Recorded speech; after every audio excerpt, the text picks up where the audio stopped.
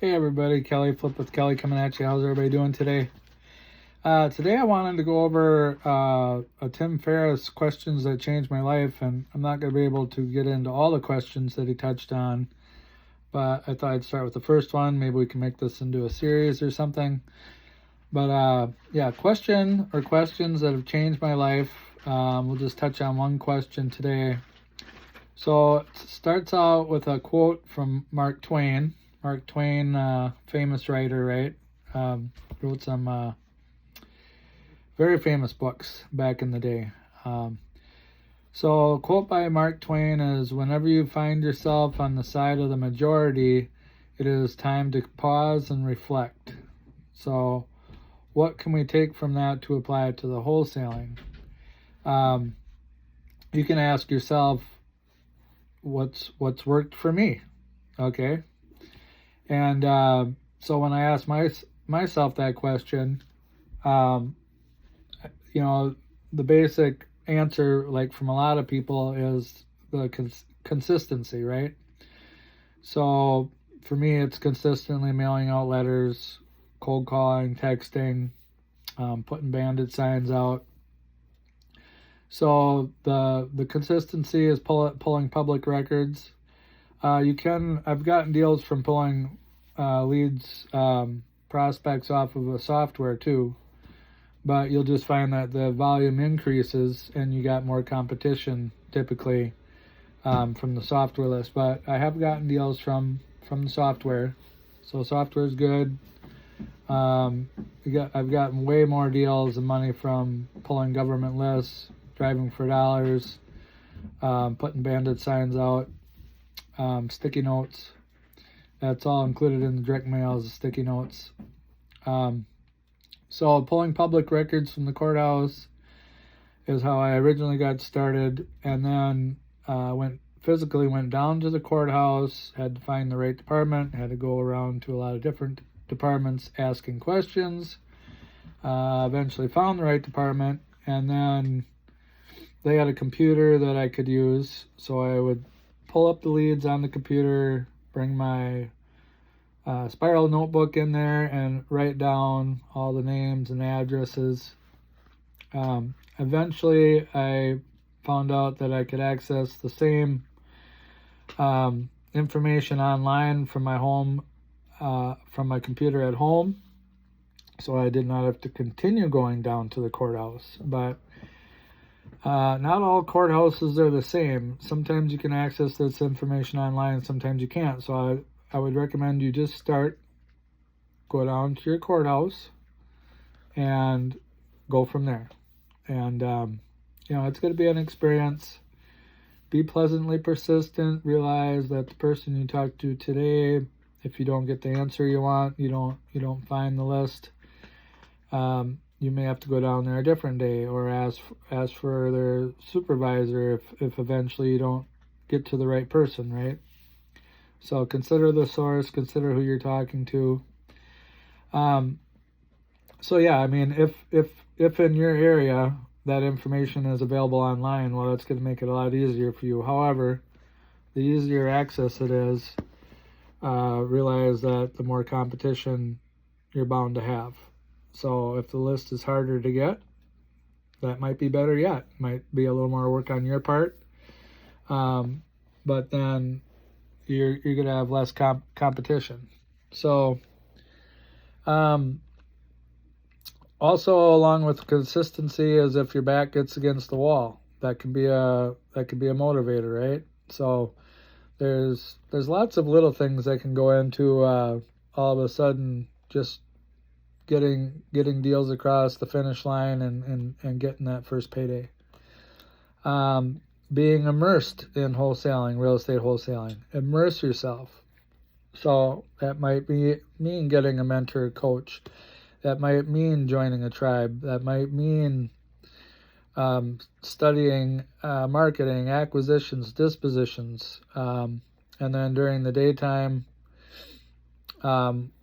do that studying at night, and then during the day, do your marketing. Because if you ain't marketing, you got nothing.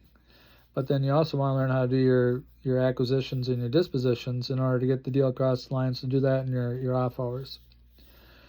So fail forward, learn, test, do the shotgun approach, ready, fire, then aim, get focused. If you got any bad habits, I would suggest you get rid of those. You'll get to your goal a lot quicker. So, and if you got any vices, you know what they are. And the more highly motivated lists, like they call it pushing the P's. So that would be probates, pre-foreclosures. It might be sellers that are at a distance. You can imagine if sellers live out of state or out of the county, or they got to drive any distance at all. That's going to be, they're going to get tired of that drive over time, right? Or they're going to be paying, oh, I know. You want to be petted, don't you? They're going to have to hire a property management company, and therefore they're going to have an extra expense, and that's going to affect the cash flow. So some say code violations.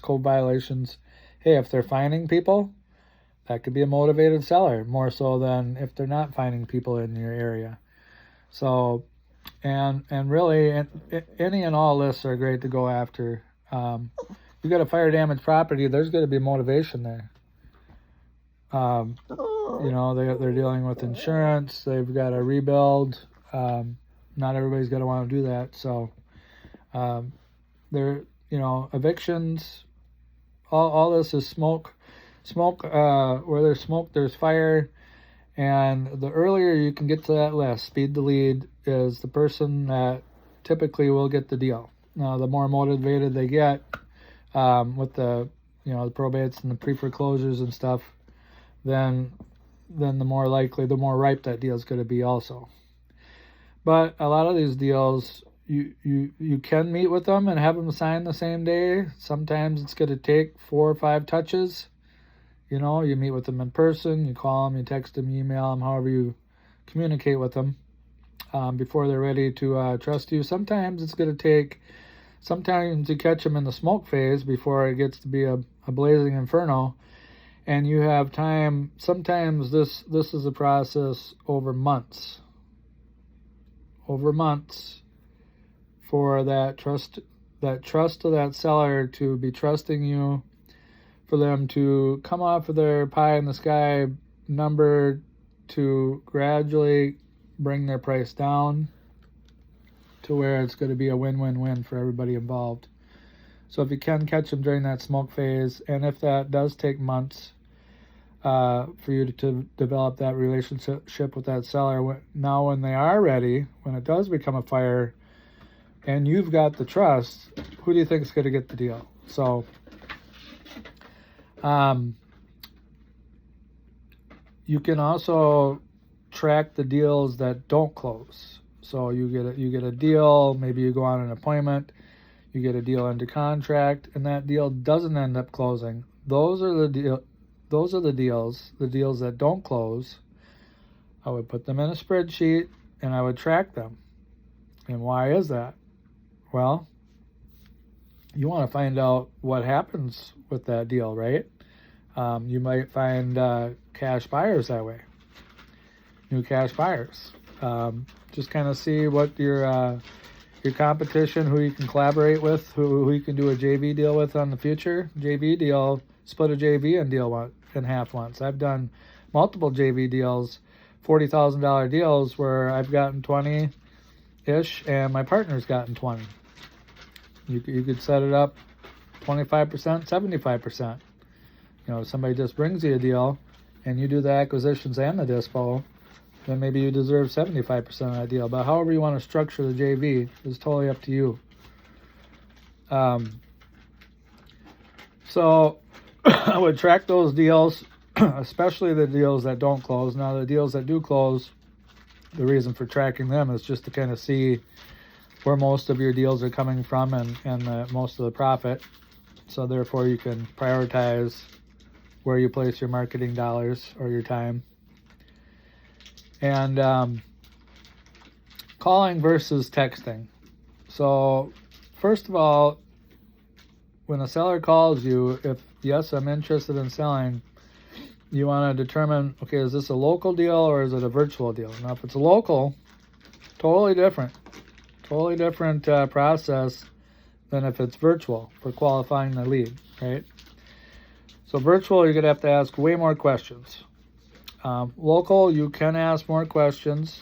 However, you don't necessarily have to. I kind of feel it out a little bit. So, like, do I got to ask them how many bedrooms is your house? And ask them all the way down to the very, very detailed? Not necessarily. The priority is to go on the appointment. And then when you get to the appointment, yes, you're going to see how many bedrooms there are and whatnot. What are the two most important things for going on an appointment? Where is this property located? You know, what zip code is it in? And how much do they want for it? Now, if they're asking a reasonable price, get over there today, tomorrow, right? Because this is potentially a ripe deal. Just go. What's a good date and time for you? Or how about I come out there Wednesday at 7? Okay, that don't work for me. Okay, well, we can do it at this date and time.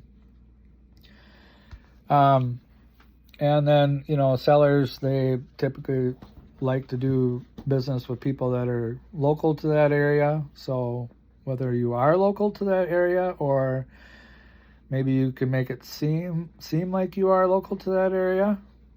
Do you have a phone number of the area code from that area? Are you using an address from that area? The more the merrier.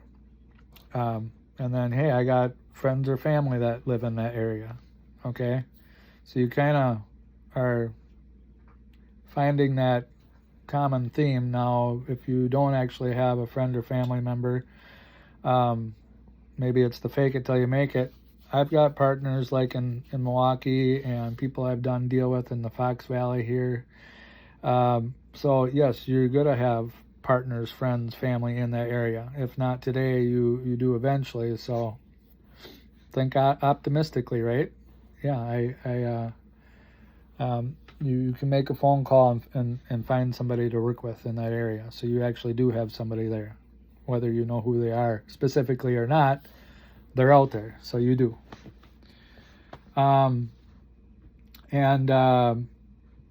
So yeah, first go on that appointment, get belly to belly with the seller.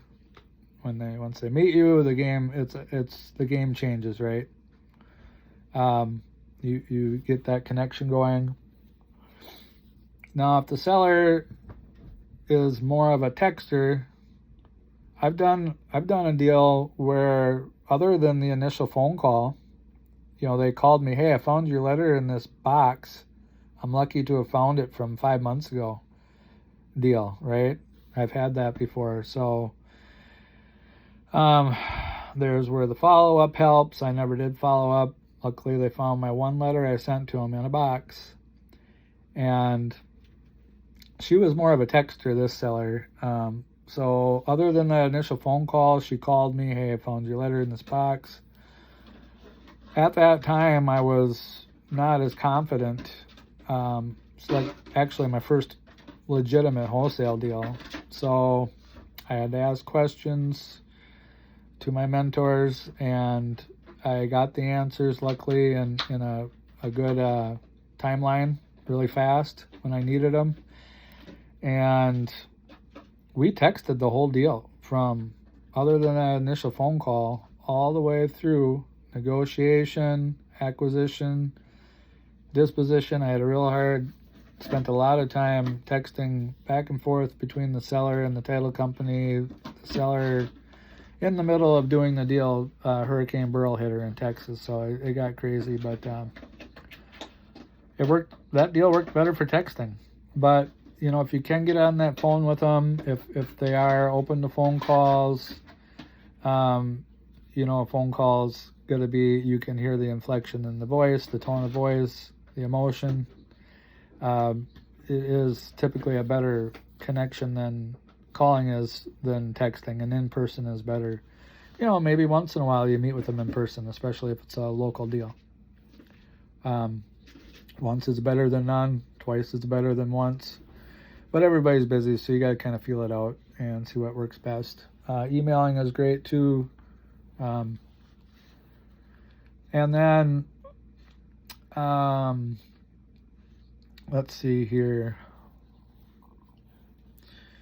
So, and if you do send text message, if it's your first text message to the seller, you got to be careful not to get flagged for spam. So it could be a short and sweet. It could be, "Excuse me, do you got time for a quick question, Mr. Seller?"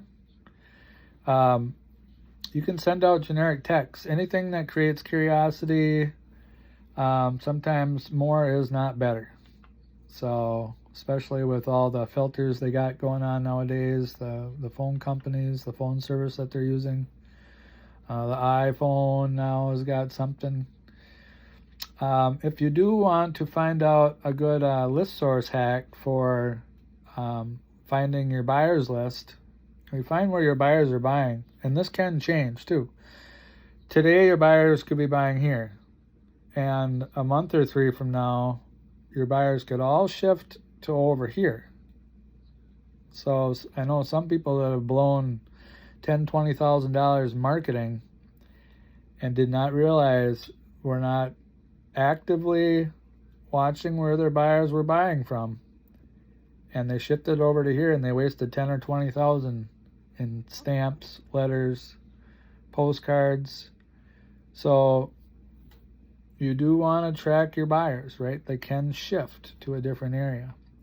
But if you do want to check out a good list source hack, go on YouTube under Wholesaling Real Estate, and it's called Buyers List Hack. And Max Maxwell has got one of the better videos on it out there, so I would check that out. Okay, so the question is, number 1, what if I could do the opposite for 48 hours? What does that mean?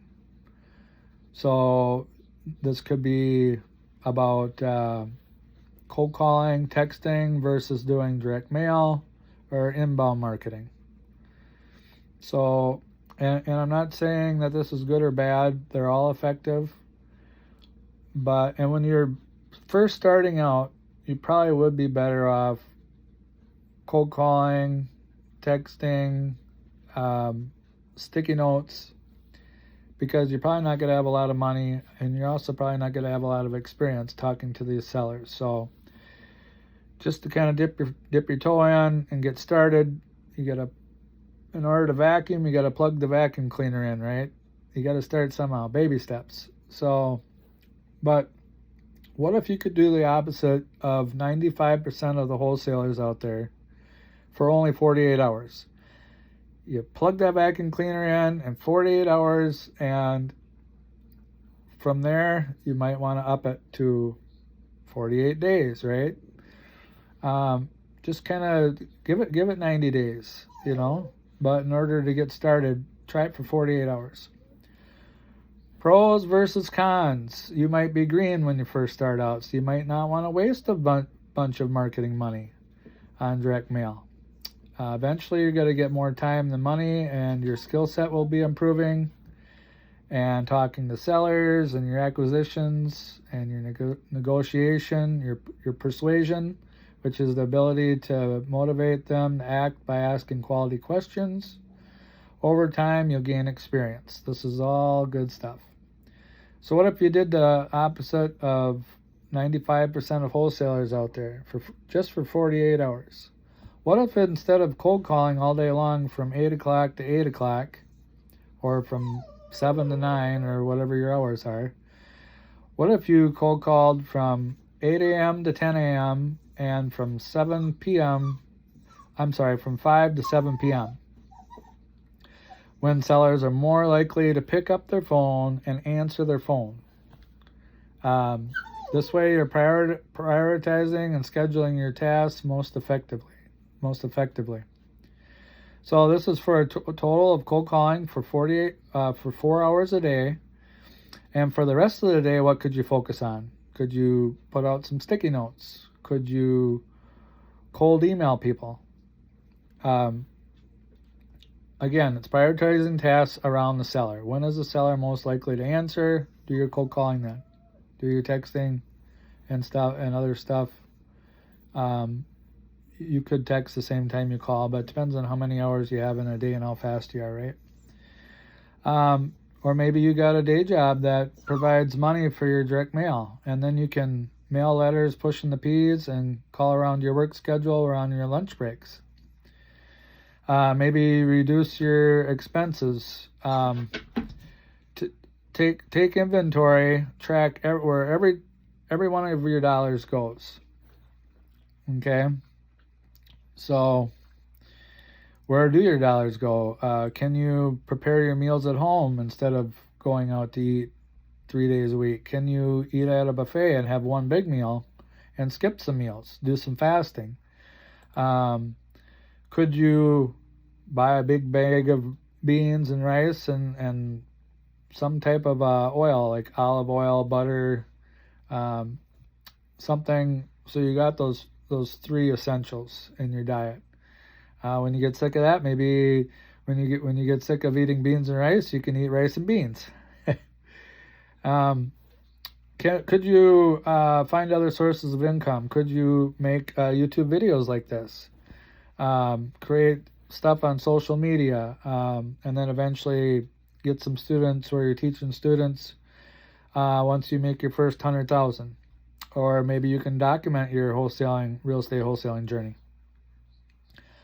Ask yourself questions like, what if I do the opposite? What if I only asked quality questions instead of pitching the seller benefits? What if I studied acquisitions, developing trust over time, money in the follow-up with the sellers, connecting with the seller through commonality and rapport instead of sounding like a used car salesman? What if I ended my email with, I totally understand if you're too busy to reply. Thank you for reading this far. I'll file this for now. I'll file this away for now. So then you file their property away. And maybe you follow up down the line or when they're ready. Instead of saying, I look forward to your reply. So if you can tell the difference, like your scarcity and you're in high demand and you've got a valuable service to offer versus, always chasing them, right? And then just experiment and see if your results change. If you've got curiosity and you're always willing to learn, I've been doing this for years now, constantly learning, tweaking, adjusting to the circumstances, and test the impossible. So that's enough for today, you guys. I hope you're having a great day. If you found any value, smash that like button, subscribe, share it with a friend, family member. We'll yak at you later. This is Kelly. Happy Sunday. Out.